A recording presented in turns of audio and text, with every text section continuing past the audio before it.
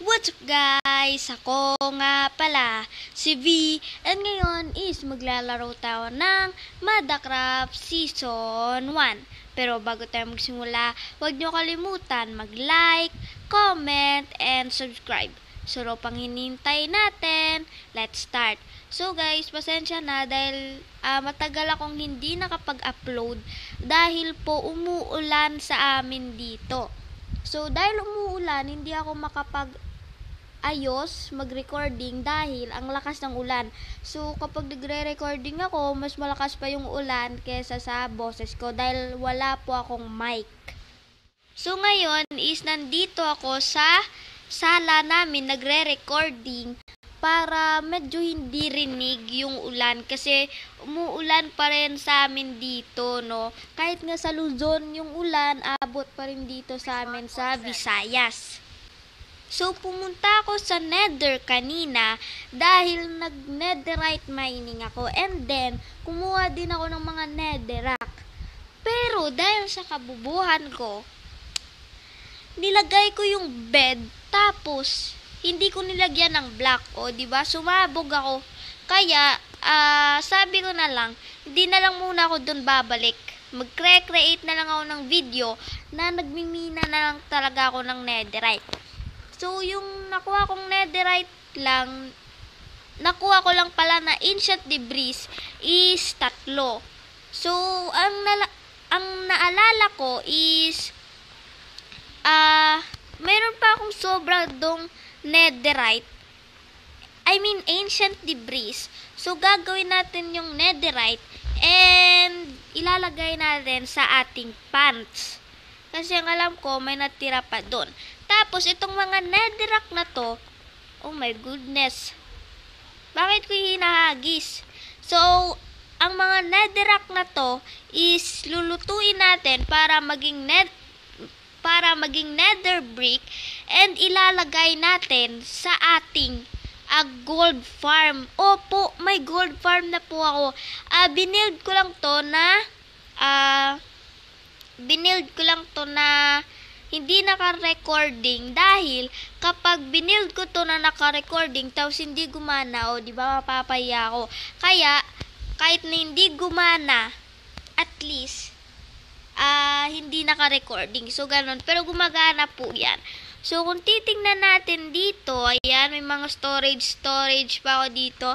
Ayan, ang dami-dami kong sword. Tapos dito din, di ba? Oh my goodness, meron pa pala ditong rotten flesh.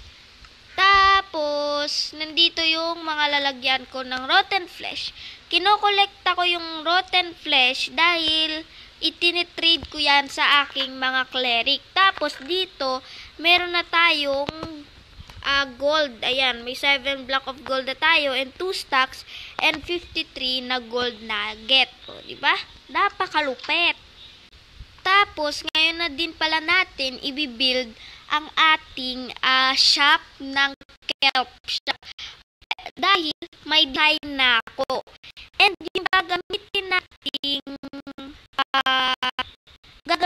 nating block is ano nga yan? Nakalimutan ko yung kung anong pangalan ng block. So, punta tayo dito sa minahan natin. Yan napakalalim yan. Ayan, diba? Gajing! So, kung titingnan natin, ang gagamitin natin na block is cobble deep slate. Pero gagawin natin yung deep slate. Deep slate tiles. So, kuha tayo siguro mga 10 stack. 1, 2, 3, 4, 5, 6, 7, 8, 9, 10. O, diba? Ang dami nating cobble deep slate. Kaya naisipan ko na ito yung gagamitin natin. Dahil bagay naman siya dahil ibibenta natin is kelp block, hindi naman kelp, diba? So, aakyat muna tayo dahil ang tagal-tagal na ito umakyat. So, guys, sa wakas, nakaakyat na ako. So, ang next naman natin na gagawin is itong mga cobble deep slate is gagawin nating deep slate tiles lahat. So, open natin yung crafting table. Ayan, no? O, diba?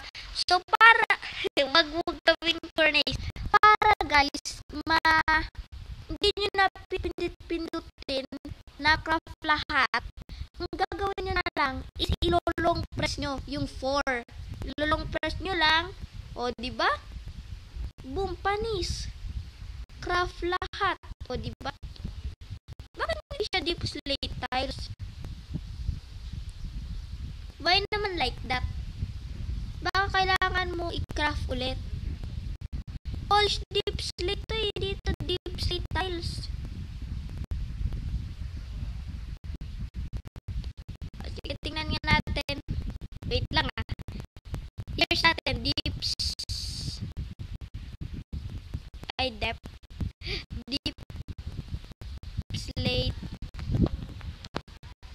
slate tiles. Ayan. Hindi yan makraft. What? Hindi natin itong craftable. So, ang kailangan natin is deep slate bricks. Okay. Palitan natin ito.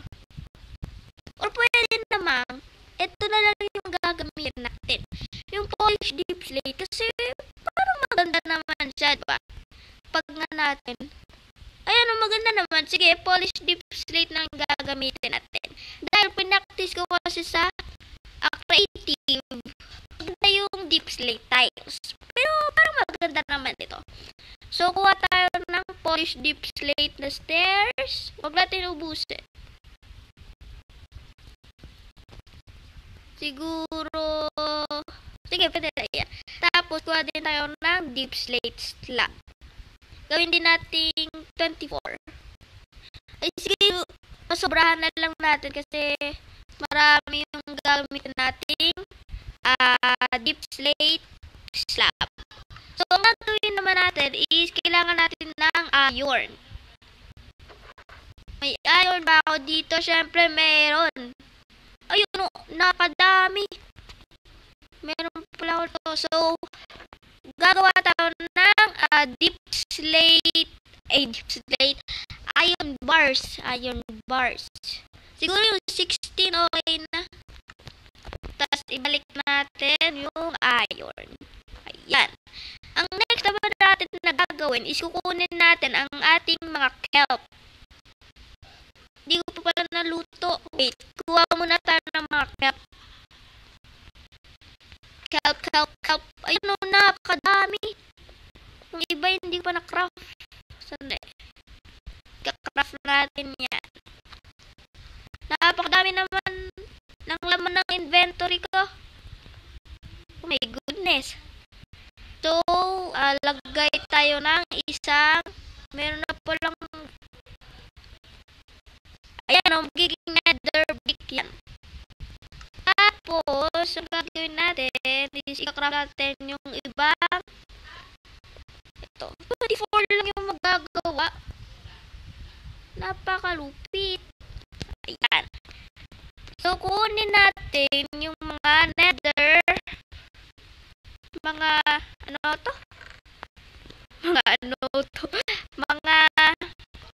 di ko alam kung ano sasabihin ko, mga dried kelp. Tapos, ilagay muna natin yung mga, ay, may mga bed pala to. Ay, yun. Ilagay muna natin yung mga netherrack dito sa loob ng chest, and then kukunin natin tong chest na to. Ay, may laman din pala to. Ay, paano yan? Iwaksan. Ala, naglalag ako. Ay, akala ko naglalag ako. Lagay lang natin dyan. Tapos, pupunta tayo doon sa shopping district. Tapos, yung ibang kelp block is babalik na lang natin. Let's go! Oh my goodness! What is that? Ayan, ano yan? May koronang malaki. Ano to? Wait, tingnan natin ah. Oh my goodness! Ano to? Go! ni Dama. 1 iron before you get inside. Ano to? Iron XP farm by Burgeta. Wow! Minsan lang pumasok si Burgeta. Pero nakaka-build pa rin siya. Oh my goodness. May 26 iron na kaagad siya. Sana all. Tingnan nga natin bakit hindi ito gumagana. Tingnan natin. Pag walang lumabas na spider, peke. Scam to scam. Tingnan natin Wala naman. Oh my goodness. Meron. Oh my goodness. Meron. Sana all. Meron nga. Ang galing. Hindi ka na mag-XP farm sa shopping district. Ay, hindi pala ako nagbayad ng iron. Alis na tayo dito. So guys, yung shop natin is ilalagay natin dito. Siguro kasya naman yan dito. So, tingnan natin. Yan. So, maglalagay tayo ng 10 blocks. Siguro igit na naman natin. Siguro dito na yung gitna. So, lapag tayo ng 10 blocks. So, dapat yung matitira 3 na lang. Napakalaki pala ng 10 blocks. Kala ko konti lang. So, yung susunod natin na gagawin is may space. May 2 space dyan. Okay, may 2 space. Tapos dito natin ilalagay yung counter. Okay. Tapos may matitirang 2 space. And then, ito. So, kasi naman pala. Tapos, pupunta tayo dito and pupunuin natin ito na mga display tiles. So, ang susunod naman natin na gagawin is gagawin natin itong 5 blocks high. So, 1, 2, 3, 4, 5. Ayan siya kataas. So, pupunuin natin ulit ito ng gypsum tiles. So, kakatapos ko lang punuin ng deep slate tiles to. Ang gagawin naman natin is bubutasin naman natin. So, bubutasin natin to. Yan. Bubutasin natin yan. Tapos, ang gagawin natin is lalagyan natin dyan ng stairs. Ayan. Lalagyan natin dyan ng stairs.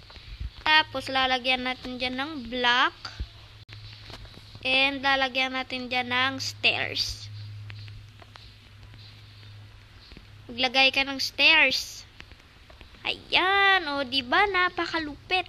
And, yung next natin na gagawin is maglalagay tayo ng counter. So, maglalagay tayo ng pabaliktad na stairs. Maglalagay din tayo ng pabaliktad na stairs dito. And, lalagyan natin yan ng slab. Ayan, lalagyan natin yan ng slab. Tapos, lalagyan muna natin to ng bubong para malagyan natin ng mga iron bars. Let's go! So, guys, babalik ako dahil kinulang yung iron bars ko. And then, kukuha na din ako ng sign. Dahil, paano natin malalagay yung presyo kung walang sign, diba? So, kukuha muna ako ng sign and then iron bars. And, kukunin ko na din yung mga natirang kelp block. So, guys, nagtira ako ng 5 stack dun sa base natin para kung sakaling kailangan natin magluto, may pangluto tayo. Kasi kung uubusin natin, tayo din naman yung bibili sa ating shop, diba? So, tinirahan ko ng 5 stack doon sa ating kelp farm. So, guys, lalagyan ko na lang ng mga design para matapos na to. Let's go! So, dahil hindi kita yung sinulat natin sa sign, kukuha tayo ng white dye. Kahit nag-gray, okay lang yan. Basta makita lang. So, kuha tayo nito. And ito. Ayan. Tapos, gawin natin. Ayan. Light gray dye. makikita pa rin naman yan, no? So, lagay natin sa sign. Voila and voila. Medyo kita naman na, di ba? Sandali, basahin ko nga. Magandang umaga, kabayan. Ang isang stack ng kelp block ay nagkakahalaga ng isang diamante, o, di ba? So, lagay na natin ang mga dried kelp block dyan. Ay, yan.